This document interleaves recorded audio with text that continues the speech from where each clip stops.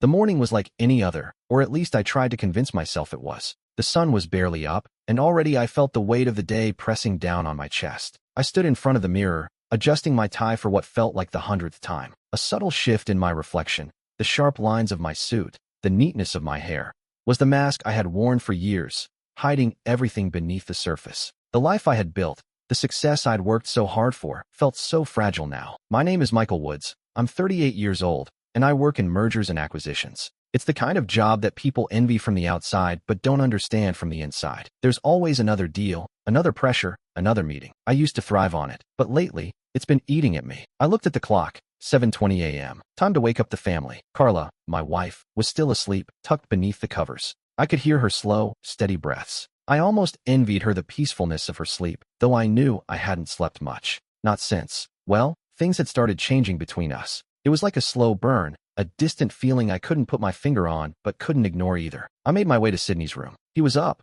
sitting at his desk, working on something, his head down in deep concentration. He was 15, a little too serious for his age, and often, I wondered if it was because of the emotional distance between me and Carla. He didn't ask for much, but I could tell the weight of our silent struggles was weighing on him too. I knocked gently on his door. "You up, buddy?" I asked, pushing the door open. Sydney didn't look up right away. I stood there for a moment, watching him. "Sydney." He finally lifted his eyes, a look of mild annoyance in them. "Yeah, just doing some homework. You know you've got that chess tournament today, right?" He groaned. "Yeah, I remember. You're gonna do great. Just keep your head in the game, okay?" He nodded, but I could tell he wasn't really listening. His attention was already back to the open textbook, his focus solely on whatever problem he was working through. I left him to his thoughts, closing the doors softly behind me, and walked back to the kitchen to make breakfast. The sounds of the morning, eggs frying, toast popping up from the toaster, were as familiar as ever. But there was something about the quiet in the house that felt off. Carla was still in bed, her phone beside her on the nightstand, silent as usual. I glanced at the clock again, 7:50 a.m. I needed to leave soon. I finished making breakfast, and as I set the plates down at the table, I caught sight of the family photo on the wall. It was from our last trip to Hawaii, a vacation we had taken when everything still felt right. There was Carla, smiling wide beside me, her arm draped across my shoulders. Sydney, younger then, his messy hair curling in the heat, smiling next to us. It was the image of happiness, of family unity. But I couldn't look at it for too long, not today. Carla came downstairs just as I was about to sit down. She looked tired, her eyes still heavy with sleep. "Morning," she mumbled, grabbing a coffee from the counter. "Morning," I replied, forcing a smile, though I felt like it was too much effort. We ate in silence, the clink of silverware the only sound between us. Every so often, I'd glance over at her. There were subtle signs, tiny gestures that had started to add up over time, where I could see the distance forming between us. The way she avoided my gaze when I asked how her day was. The way she had stopped asking about Sydney's tournaments, or even my work. There was something, some wall that had grown up between us, but I didn't know how to break it down. Sydney finished his breakfast first, tossing his plate in the sink and grabbing his bag. He didn't say goodbye or good luck, just left. "Have a good day at work," Carla said absent-mindedly as I stood up from the table. I nodded. "You too." I grabbed my briefcase and walked out the door, the silence in the house hanging heavily behind me. As I slid into my car and started the engine, I took a deep breath, trying to push down the tightness in my chest. Another day, another deal, another mask to wear. But I couldn't ignore the feeling gnawing at me. The feeling that, despite all the success I'd had, something at home was slipping away, and I was helpless to stop it. The weight of the changes in my life was becoming too much to bear, and I wasn't sure how much longer I could pretend everything was fine. The call from Riverside Elementary came just as I was stepping into my car, ready to head to the office. It was Principal Fleming's voice on the other end, and instantly, my heart dropped. There was an urgency in her tone that I couldn't ignore. "Mr. Woods, I'm afraid Sydney's feeling unwell. We've had to send him to the nurse's office, and I think it would be best if you came to pick him up," she explained, her words clipped but calm. I tried to push aside the instinctive rush of anxiety that tightened my chest. Sydney was always a trooper, and even if he wasn't feeling his best, I thought he'd be fine. But there was something in Principal Fleming's voice, something about the words "it would be best" that made my stomach turn. "I'm on my way," I told her, the words already slipping out as I clicked the car into gear. The drive to the school felt longer than usual. The roads seemed congested, each red light a subtle reminder of how out of control everything felt. I tried to focus on the road, but my mind kept drifting back to Carla and the tension between us. The distance was growing, and I couldn't quite understand why. Something had changed, but I couldn't pinpoint when or how. It had been subtle at first, like the flicker of a light bulb before it burned out completely. I pulled into the parking lot of Riverside Elementary, the feeling of unease growing heavier with every step I took toward the entrance. Inside, I found Sydney sitting in the nurse's office, his head leaning against the wall. He looked pale, his usually bright eyes a little too dull for comfort. But physically, he seemed fine. No fever, no obvious signs of an illness. Just off. "Hey, buddy," I said, walking over and giving him a half smile. "How are you feeling?" Sydney glanced up at me, his expression unreadable. "I'm fine, Dad. Really." But I could tell he wasn't fine. The words didn't match the exhaustion in his face. "I just don't feel good," he muttered, shifting in his seat. I could tell there was more to this than just physical illness, but I didn't want to push him too hard. "Not yet. I'm taking you home," I said softly. "We'll get you some rest." As I helped him gather his things, I couldn't help but notice how withdrawn he was. His shoulders slumped as though carrying a weight I couldn't see. I'd seen this before, this quiet distance between him and Carla, especially lately. There had been moments when I'd catch him staring out the window at nothing,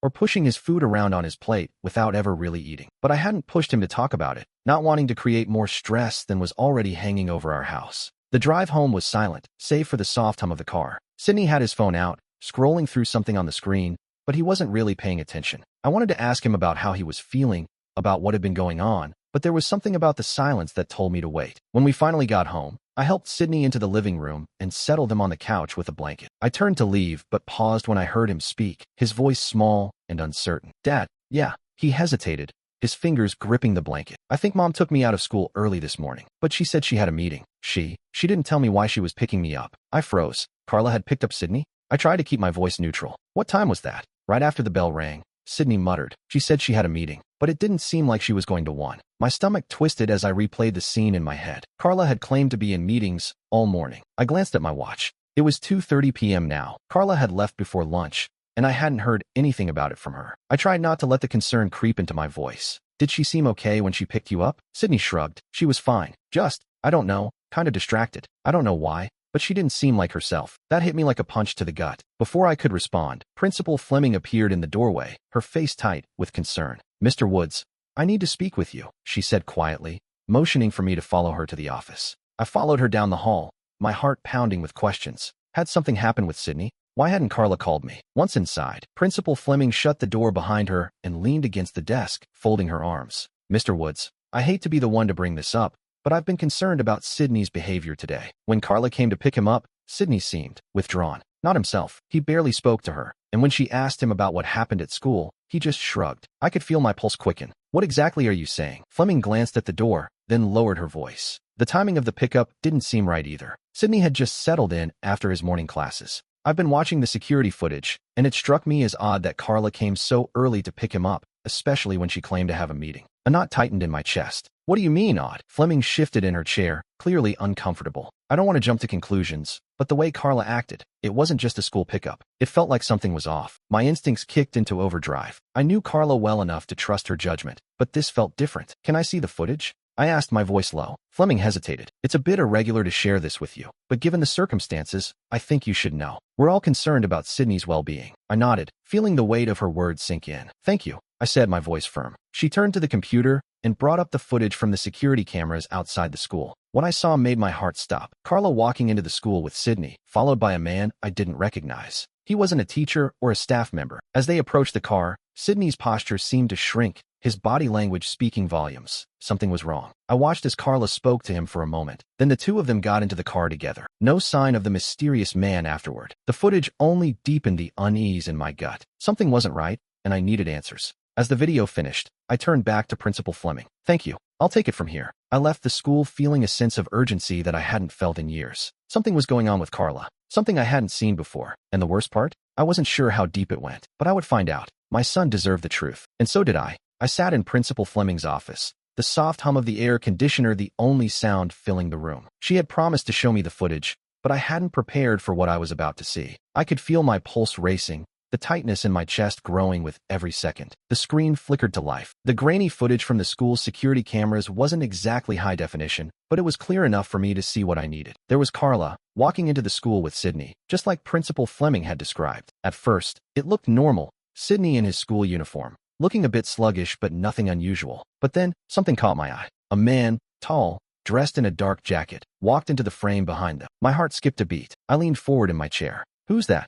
I asked, my voice tight with concern. Principal Fleming shifted uncomfortably in her seat. "We couldn't get a clear look at him, Mr. Woods. I tried checking the footage from other angles, but but he's always in the background, and there's only so much I can confirm. I'm afraid we don't know who he is. I studied the man's face, trying to make sense of the blurry image. There was something off about it, the way he moved, the way he stood with them. It wasn't a teacher. It wasn't anyone I recognized from school events. And why would Carla, of all people, be walking with a stranger? Sydney's body language told me everything I needed to know. He walked beside Carla, his shoulders slumped, his head slightly lowered, as if he were trying to make himself smaller, trying to fade into the background. The man stood too close to them, a little too involved for just a casual acquaintance. I could feel the hairs on the back of my neck prickle. My fingers gripped the edge of the desk as I watched the video, my mind racing with questions I didn't want to ask. Where did they go after that? What was this meeting really about? I need to know where they went, I said, my voice steady despite the storm of emotions brewing inside. Principal Fleming's gaze softened, but she remained silent for a moment before speaking. I'm afraid that's all I can provide. The footage cuts out right after they leave. I'm sorry. I sat back in my chair, my mind spinning. The unease I had felt all morning now had a name. There was something wrong. Carla's behavior had been strange for weeks now,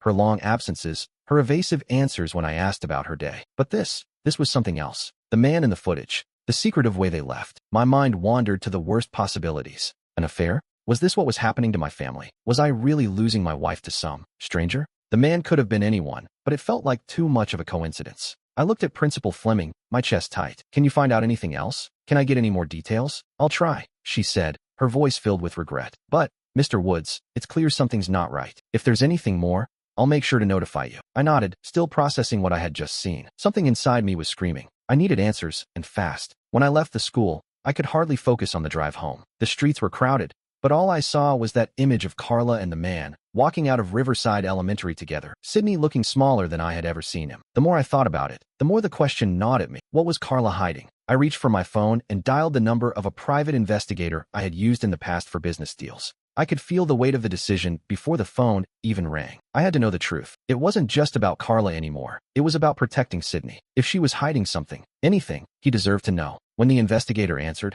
I barely took a breath before speaking. I need help. I need to know everything about my wife. Everything. The investigator's voice was steady, but I could hear the wheels turning on the other end. Are we talking about financials, habits, social interactions? Yes, everything. I said, my voice firm. I need to know where she's been, who she's been with, and if there's anyone I should be worried about. There was a pause, then a low chuckle. I'll get started right away. I hung up, my mind still in turmoil. I couldn't focus on anything but the image of that man, the way Carla seemed to keep things from me, the way Sydney had looked so lost. When I got home, Sydney was still on the couch, staring at his phone. He hadn't moved. The house was quiet, almost too quiet. I stood in the doorway, unsure of what to say. How could I protect him from this? Hey, Sid, I said, my voice softer than I intended. He looked up briefly, but his eyes didn't quite meet mine. What's going on, Dad? His voice sounded tired, older than his years. I took a deep breath. We're going to figure this out. I promise. He nodded, but I could see the doubt in his eyes. I wanted to tell him everything, to reassure him that no matter what, we'd be okay. But in that moment, I realized I didn't have the answers. And worse, I was afraid the truth might destroy everything I had worked so hard to protect. I sat beside him,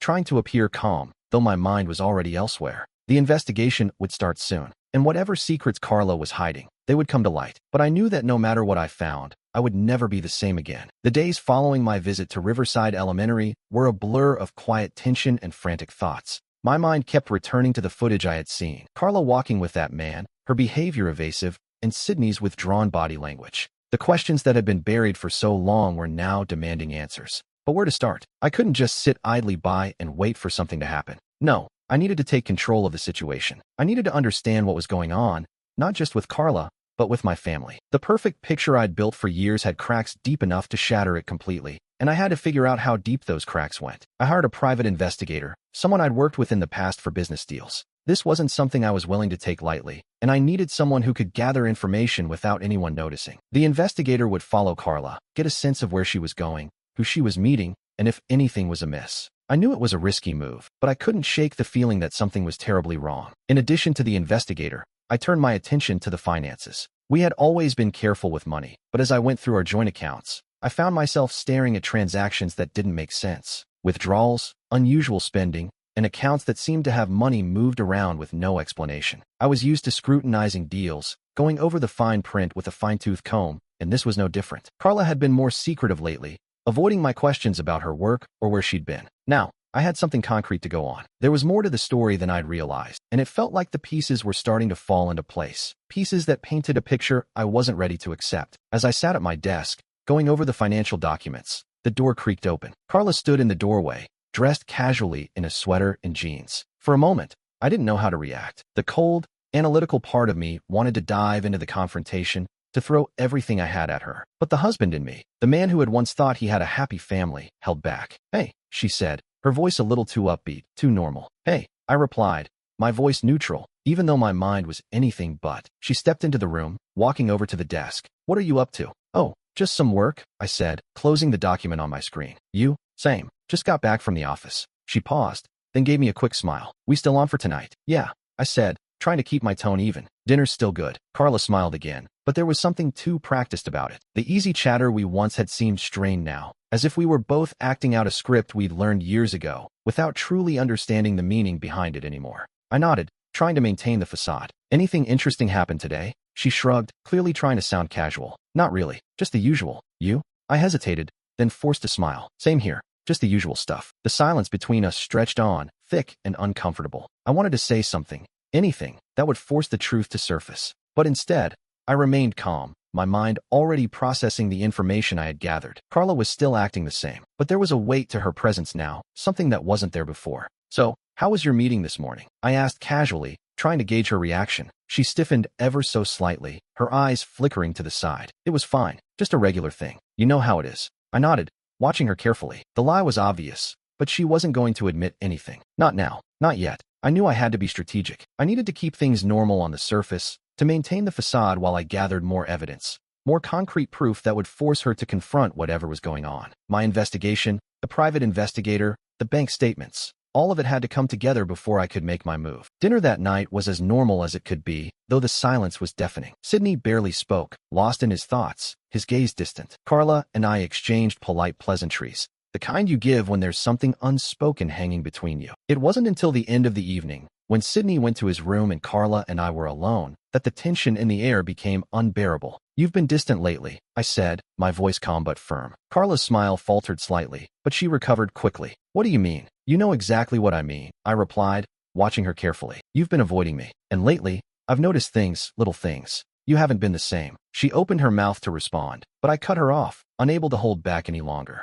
"And don't tell me everything's fine. I know something's wrong. The timing with Sydney's pickup today, the things I've seen, this isn't just some coincidence. So, why don't you stop pretending and tell me the truth?" Her eyes widened for a moment, but the surprise quickly turned to defensiveness. "What are you talking about?" "I'm talking about the man in the footage. And I'm talking about the withdrawals from our account. This isn't just about Sydney or your work. I'm talking about you." She stepped back, her face flushing. "Michael, this is ridiculous. You're being paranoid." "Am I?" I asked, standing up now, my frustration bubbling to the surface. "I'm just asking for answers, and you're not giving me any. You're shutting me out, and I want to know why." Carla's expression hardened. "You don't trust me anymore, do you?" I met her gaze, my own expression unwavering. "No, I don't." The words hung in the air, heavy and final. Carla looked at me for a long moment, her eyes darting away, as if she were searching for something to say, some way to deny the truth. But there was nothing. "I'm done, Carla," I said quietly. "I'm done pretending that everything's okay. You have a choice to make. Either you come clean, or I'll make sure the truth comes out." Her breath hitched,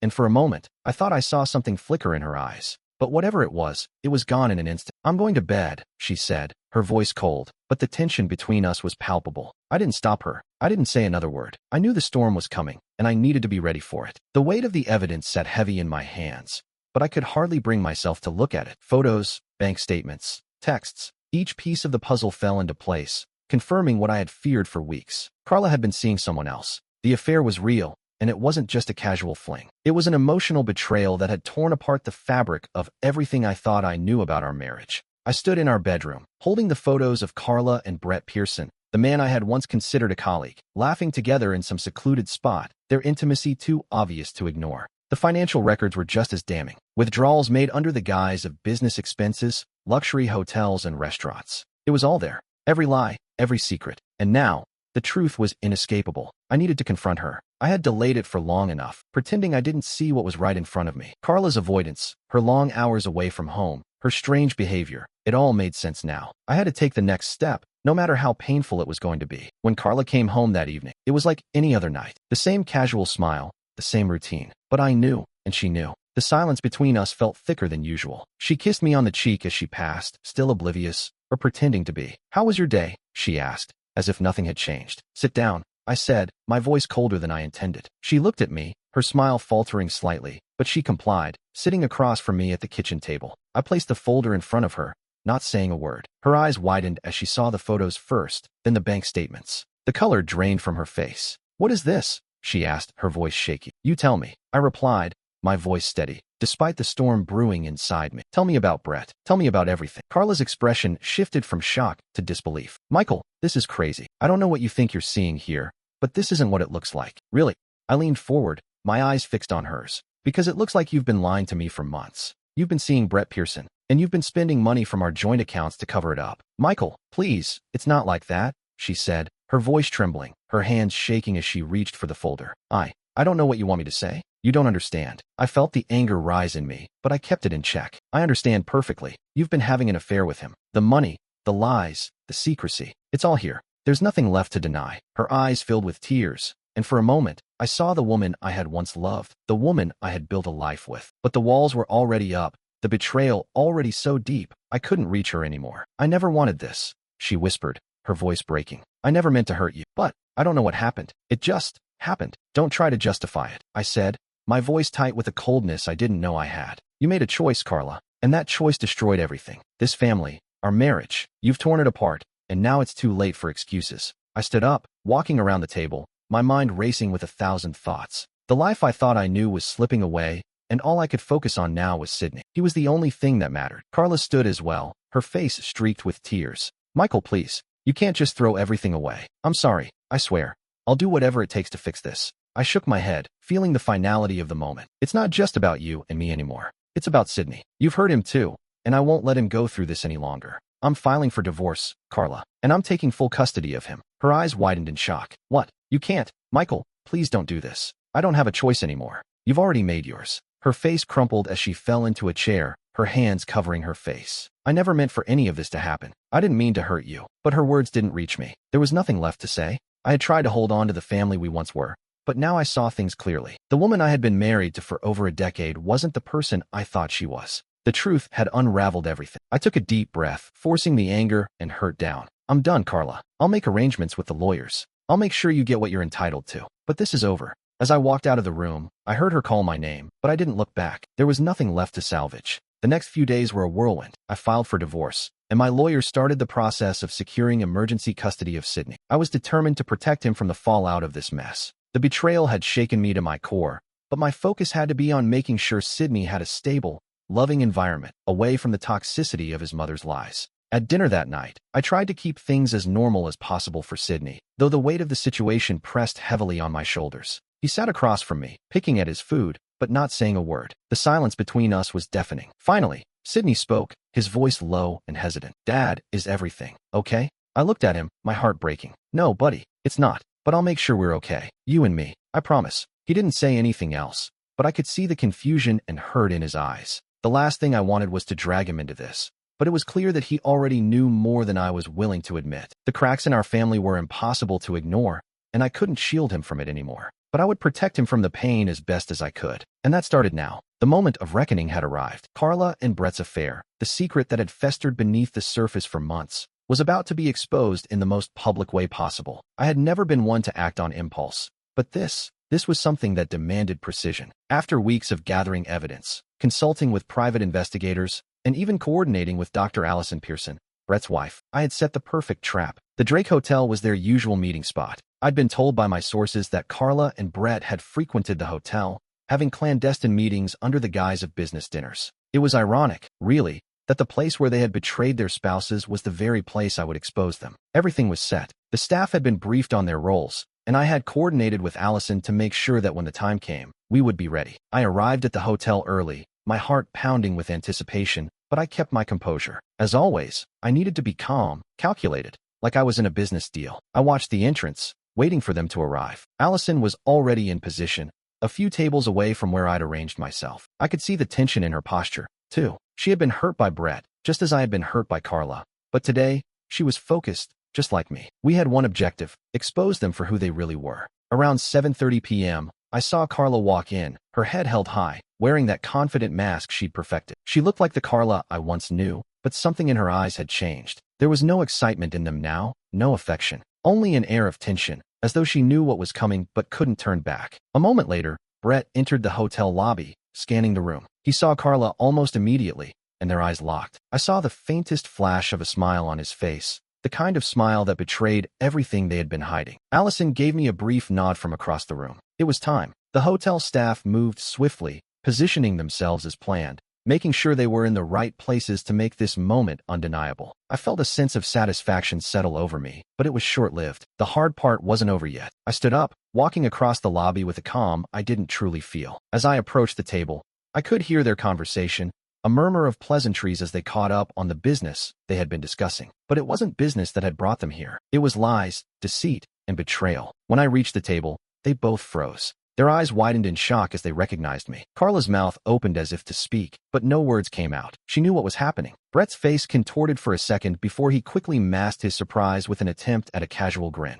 Well, I said, my voice steady and cold. I must say, this is quite a surprise. I didn't expect to find you two here, together. There was no humor in my words. It was a statement of fact. Carla looked like she had just been hit with a truck, the color draining from her face. Michael, what are you? Save it. I cut her off. I know everything. I know about your affair with Brett. I know about the lies, the deceit, and the money that's been funneled behind my back. I have it all. And now, so does everyone in this room. The room seemed to hold its breath. The staff, acting on cue, started to move around, creating just enough noise and distraction to ensure that this moment couldn't be ignored. The other hotel patrons turned to watch, sensing the confrontation. I wasn't concerned about the spectacle. This was a long time coming. They needed to see it, needed to understand what was happening. Brett's face flushed, but he tried to recover quickly, leaning back in his chair with a smug expression. Michael, this really isn't. Don't pretend like this is anything but what it is, I said, cutting him off again. This isn't a mistake. This is an affair. And you, Brett, you're no better than Carla. You've been a part of this from the start. And now,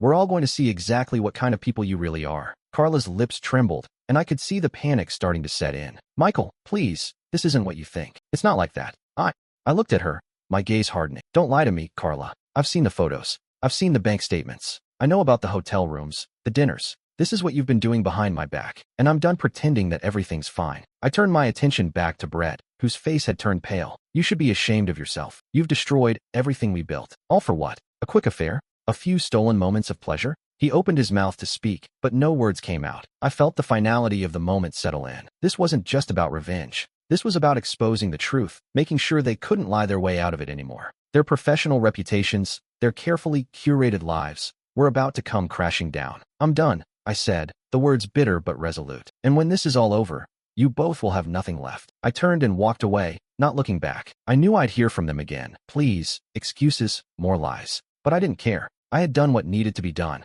This was only the beginning. The fallout would come soon, but I had taken the first step to make sure they would face the consequences of their betrayal. In Scene 6, the fallout was swift and brutal, and there was no turning back. The confrontation in the Drake Hotel had left a lasting impact on everyone involved, most of all, on Carla and Brett. The fallout wasn't just personal, it was professional, too. Their world was crumbling, and I had a front-row seat to the destruction. I had made sure that the truth was exposed, not just in the public eye, but also in the business world. Carla's art career, once thriving and full of potential, had come to a screeching halt. The foundation that Brett had worked so hard to build, gone, dismantled by the lies he had told. But it wasn't just about them. The deeper the investigation went, the more disturbing the picture became. Embezzlement, money laundering, money that had been diverted from funds meant for charities and causes Brett had used to build his reputation. I hadn't expected to find this, but once the wheels were in motion, there was no way to stop it. It had to be exposed, and it was. For me, the immediate concern was Sydney. He'd already overheard parts of the confrontation,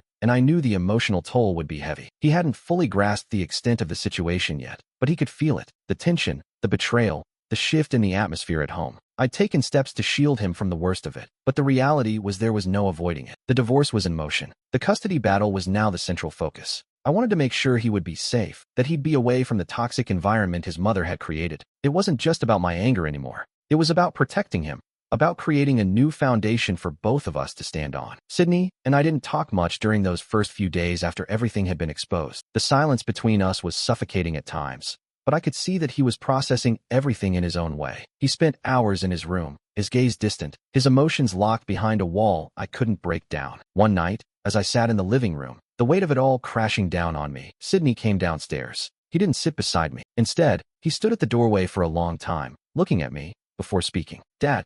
His voice was quiet, like he was afraid I would shut him out. "Yeah, buddy," I said, my voice hoarse. He hesitated for a moment, then looked at me with eyes that had seen too much. "Is everything going to be okay?" The question hit me harder than I expected. How could I promise him that things would get better when everything around us was falling apart? But I knew I had to try. "It will be, Sydney," I said, my voice more certain than I felt. "It's going to take time, but we'll get through it. Together." He nodded slowly, as if trying to convince himself, and then retreated to his room without another word. I sat there for a while, the silence between us now a constant presence. But I knew I had to keep moving forward. The divorce was moving quickly, and my lawyer was already working on securing emergency custody of Sydney. It was the right thing to do, the necessary thing, but it was still hard. The emotional toll this entire ordeal had taken on both of us was undeniable. I didn't want to think about Carla and Brett anymore. I was done with them. But as the days went on, it became clear just how far-reaching the consequences of their betrayal were. The once glamorous life Carla had built for herself was now in ruins, just like everything else. The art world had turned its back on her, and her reputation was in tatters. She had lost everything that once defined her. The same could be said for Brett. His foundation had been stripped of its credibility, and the investigations into his financial dealings were now a public spectacle. His reputation, once solid, had shattered under the weight of his lies. He had built an empire on falsehoods, and it was now crumbling around him. But despite the destruction they had caused, I felt no satisfaction, no sense of revenge. There was only the need to rebuild, to protect Sydney, to create a life that wasn't defined by betrayal and deceit. I started to look toward the future, at the possibilities ahead of us. It was clear that staying in the same place wasn't an option anymore. The memories, the weight of everything that had happened here, it was too much. I had been offered a job in Colorado, a new opportunity that promised a fresh start. It was tempting, the idea of moving away from the wreckage of my marriage and starting anew. I'd never been one to run from challenges, but this felt different. It felt like the right time for a clean break. That night, as I sat in the kitchen, my mind racing through the details of the move, Sydney came into the room again. He didn't sit, but this time, there was something different in his eyes, something softer. "Dad," he said, his voice steady. "I think I'm ready to go, to start over, you know? It's just hard to be here, with everything that's happened." I looked at him, the weight of his words sinking in. "I'm proud of you, Sid, and if you're ready, we'll do this together. We'll make a fresh start." For the first time in a long time, I saw the faintest hint of a smile on his face. It wasn't much, but it was enough to remind me that we could move forward, that we could find peace again. As I thought about the move to Colorado, I felt a sense of finality, the end of one chapter, the beginning of another. I had learned so much in the past few months, about myself, about betrayal, about resilience. And now, with Sydney by my side, we would face whatever came next, together. It had been 6 months since everything had changed. 6 months since I'd uncovered the truth. Since Carla's betrayal had shattered everything I thought I knew about my life and my family. The wreckage had been brutal, but now, as I stood in the stands of the Illinois State Chess Championship, watching Sydney take his place at the top of the podium, I felt something I hadn't felt in a long time. Peace. Sydney's name was called, and as he walked forward to accept his trophy, I couldn't help but smile with pride. Not just because of his victory, but because of how far he had come. We both had. The past 6 months had been filled with legal battles, emotional healing, and a lot of soul-searching. But there had been moments like this, moments where the weight of the betrayal started to lift, when Sydney found his strength, and I found mine. The boy who had once seemed so lost in the chaos of our lives had transformed, becoming more confident, more resilient. And I, too, had found a way to move forward. As Sydney posed for a photo with his trophy, I saw a glimpse of the boy I had known before all the heartbreak. The one who smiled freely, laughed without hesitation, and who had big dreams. The boy who had loved chess because it gave him control when everything else felt so out of it. He came back to me, his smile wide and full of life. "Dad, did you see that? I actually won," he said, practically bouncing with excitement. "I saw, buddy," I said, my voice thick with emotion. "You were incredible. You've worked so hard for this." Sydney shrugged, clearly trying to downplay his excitement, but his eyes were shining with pride. I guess I just had to focus and block out all the noise. The words hit me harder than I expected. It was exactly what we'd both been doing for the past few months, blocking out the noise. The constant noise of Carla's lies, of betrayal, of the people who had once been family but had become strangers. We both had to find a way to focus on what really mattered, each other. We made our way out of the arena, Sydney carrying his trophy like it was the most valuable thing in the world. And for him, right now it was. But I knew that what mattered most wasn't the victory. It was the strength he'd found within himself to keep going, to rise above the chaos and the pain. And for me, the lesson had been the same. As we drove home, Sydney talked animatedly about his plans for the future. More chess tournaments, more practice, more growth. But beneath the excitement, I could hear a maturity in his voice that hadn't been there before. He had learned how to navigate the complexities of life, how to make hard choices, and how to stand strong even when the people closest to him had failed him. That night, after we had settled into our new apartment, one we had chosen deliberately, fresh start, I sat down at the kitchen table with a glass of wine in hand. Sydney had gone to bed early, exhausted from the day's excitement, but I was still wide awake. My mind was a whirlwind of thoughts. The move to Colorado had been the right decision. It hadn't been easy to leave everything behind, friends, family, memories, but it was necessary. I had received the offer for a new job, one that promised a new chapter away from the shadows of the past. And for the first time in a long time, I felt a sense of optimism. There was room for growth, for rebuilding, for making new memories. There was room for healing. As I sat there in the quiet of our new home, I reflected on everything that had happened, the pain, the heartbreak, the betrayal. I had learned so much in such a short time. Trust was fragile, but so was strength. It could be tested and broken, but it could also be rebuilt. What mattered was how you chose to move forward. I thought about the lessons I had learned through this tumultuous period, about loyalty, about making hard choices, and about what it meant to protect the people you love. Sydney had shown me that strength wasn't just about surviving. It was about finding a way to thrive, to rebuild, to move on. And in watching him, I realized I had done the same. When Sydney woke up the next morning, we packed up a few things and drove around the city, exploring our new neighborhood. It was a fresh start, both of us taking steps toward the future we could create, not defined by the past, but by the strength we had found through it. As we sat in a cafe later that afternoon, sipping our coffee and talking about the future, I realized how far we had come. I wasn't the same person I was 6 months ago, and neither was Sydney. We had both grown stronger, more resilient. We had learned the hard way that family wasn't just about shared blood. It was about trust, respect, and the ability to weather any storm together. As I looked at Sydney, his eyes full of hope for the future, I knew we were ready for whatever came next. We had survived the worst of it, and now, we were free to embrace the future. The past was behind us, and the future was ours for the taking.